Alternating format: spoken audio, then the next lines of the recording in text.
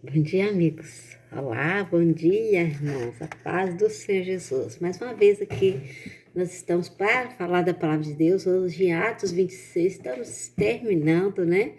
Quinta-feira será o último dia de Atos e vamos ver o que vamos preparar para a próxima etapa, né?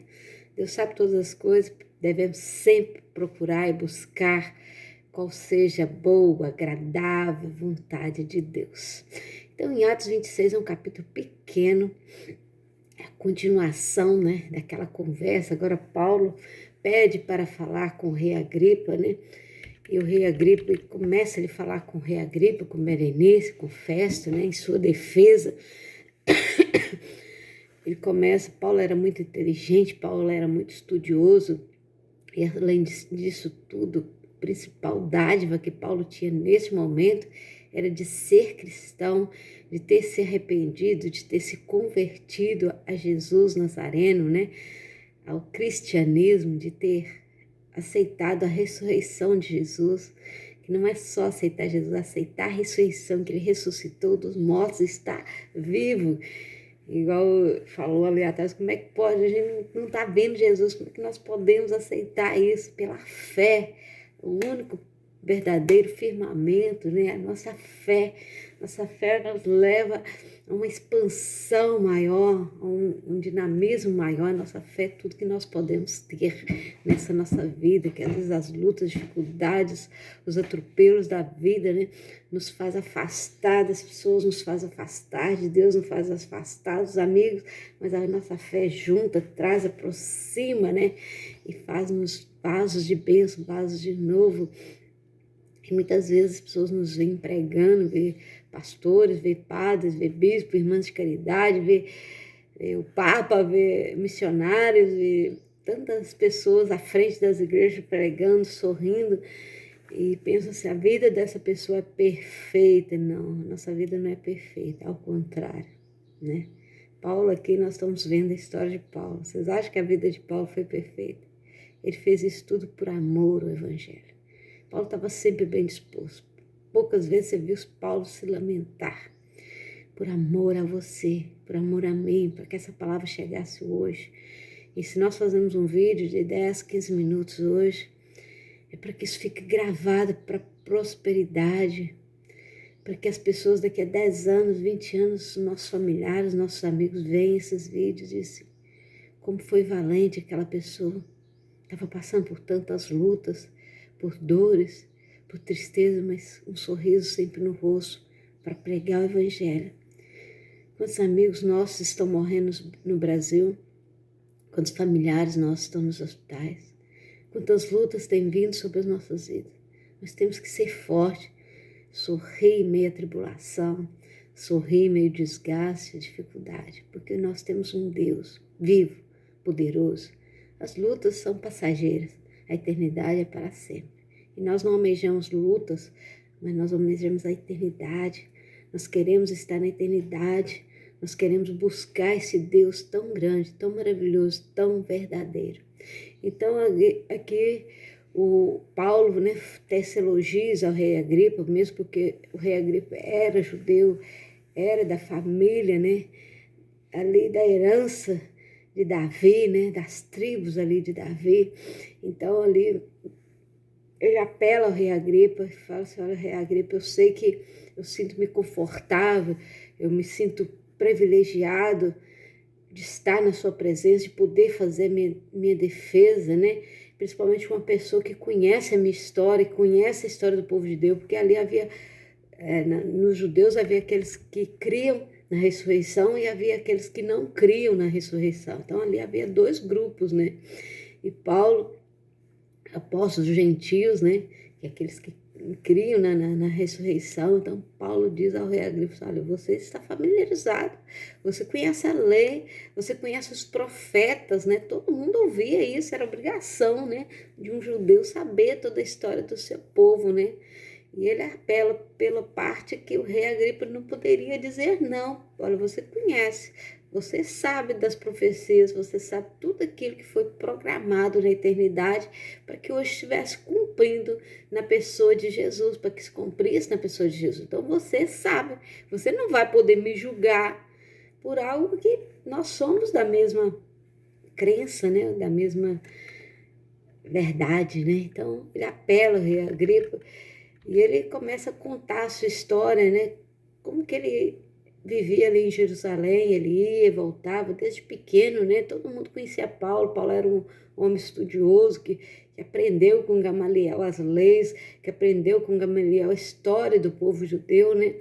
E agora eu estou sendo julgado pela minha esperança, né? No que Deus prometeu aos nossos passados. Eu sou ser julgado por aquilo que Deus prometeu à nossa família, à nossa casa, que eu também sou desse povo. E fala da promessa que o Senhor fez às 12 tribos, para que se cumprisse, né, cultuando a um único Deus, a um Deus vivo, um Deus verdadeiro. E agora eu conheci esse Jesus Nazareno, que faz parte também dessas tribos. Eu conheci esse Jesus Nazareno, que morreu na cruz. Eu creio nesse Jesus. Ele não conheceu fisicamente Jesus, Paulo não conheceu fisicamente Jesus, mas ele creu na promessa de Deus. Então eu também creio que Jesus morreu e que Jesus ressuscitou. E é esse Jesus que eu defendo, né? Essa fé, essa tradição, isso tudo que Deus foi juntando para que se cumprisse hoje no nosso meio, rei Agripa. Você conhece. Então o ponto fraco que ele apanhou ali do rei Agripa, né? Foi que Agripa conhecia. Agripa conhecia a verdade, conhecia as promessas. E ele começa a contar, quando ele estava vindo, a história da Damasco. Sempre Paulo contava isso, o seu testemunho de vida. O seu testemunho de vida, o seu testemunho de salvação.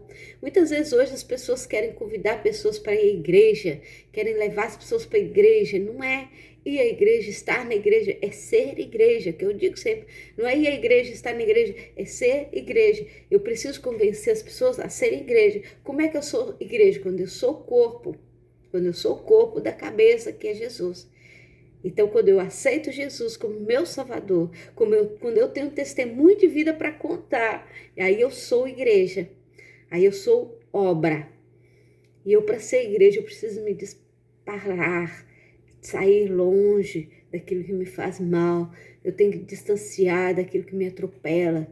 Então, eu preciso ser igreja. Então, Paulo ali dá o seu testemunho de vida. Olha, eu era contra as pessoas, eu ficava de sinagoga em sinagoga procurando os cristãos, eu permiti que Estevão fosse morto, eu permiti que muitos cristãos fossem mortos, eu matei alguns cristãos, eu persegui alguns cristãos, mas quando eu fui para o caminho de Damasco, eu fiquei cego, eu ouvi Jesus falar comigo, e eu perguntei quem era ele, quem era o Senhor, e ele disse, eu sou Jesus, a quem você está perseguindo, Paulo.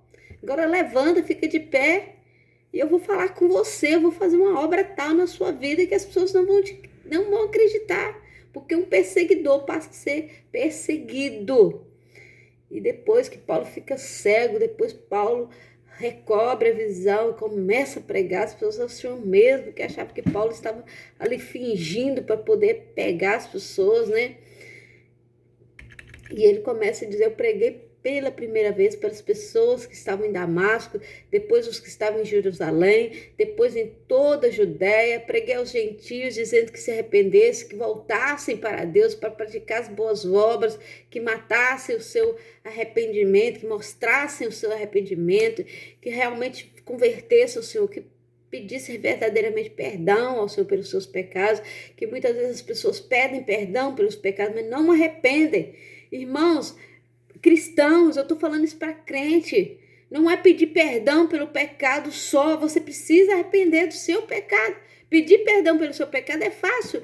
Pedir desculpa a alguém por um ato que você cometeu com ela é fácil.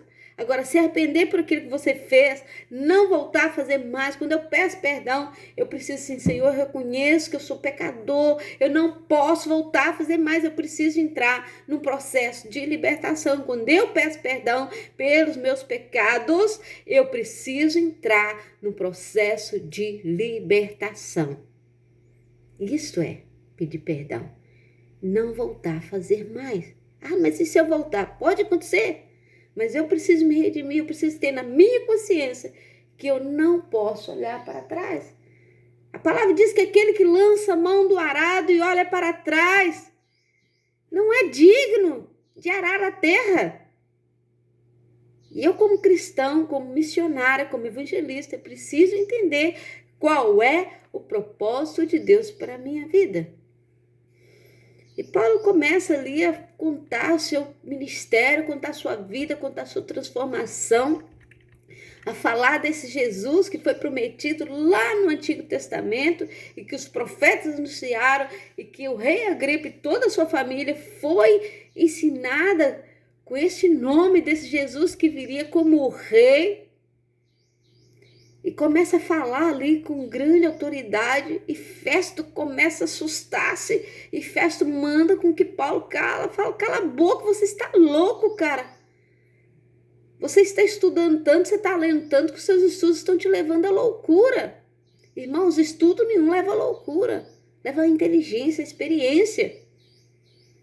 E Paulo diz, eu não estou louco.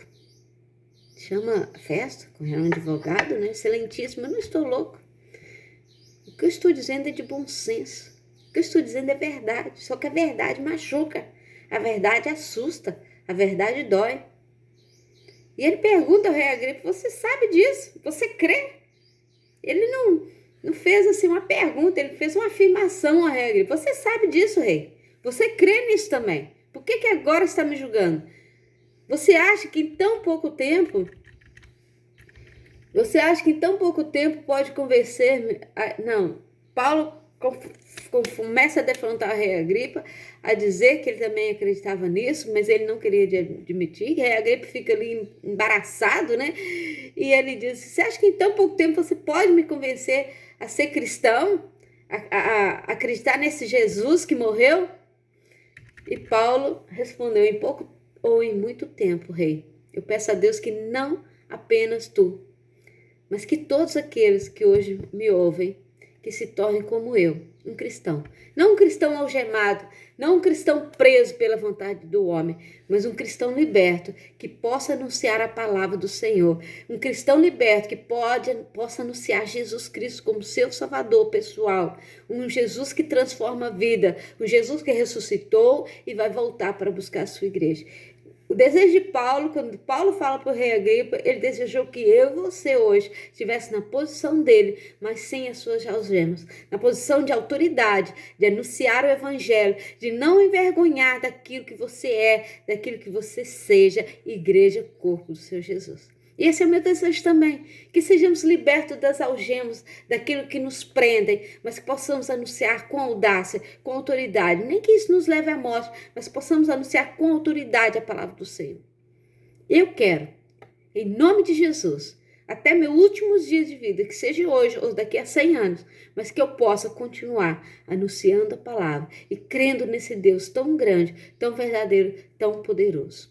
Amém? Que você também possa ter essa audácia, que você também possa ter esse desejo de anunciar esse Deus tão grande e tão poderoso. Você é a impressão digital de Deus e Deus tem um chamado para a sua vida. Não perca tempo, não desperdice o seu tempo com Facebook, WhatsApp, Instagram, papapá. Hoje nós temos excesso de informações, excesso. Vamos aproveitar. Vamos tirar tempo para orar, para ler a palavra, para anunciar, para ligar para alguém. Olha, Jesus te ama.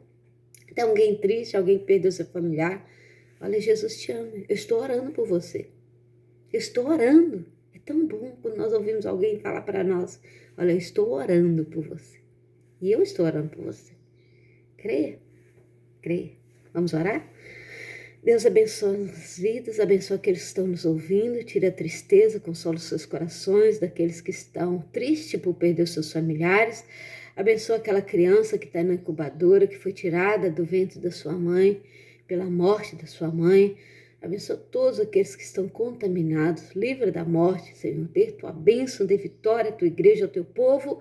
Realiza uma obra trauma em nossas vidas, que se alguém ver, não vai, se alguém contar, não vai acreditar. Mas com os olhos da fé, Senhor, que as pessoas possam ver e acreditar naquilo que o Senhor tem nos enviado. Fala conosco, instrui-nos, dá-nos sabedoria, dá-nos discernimento, em nome de Jesus.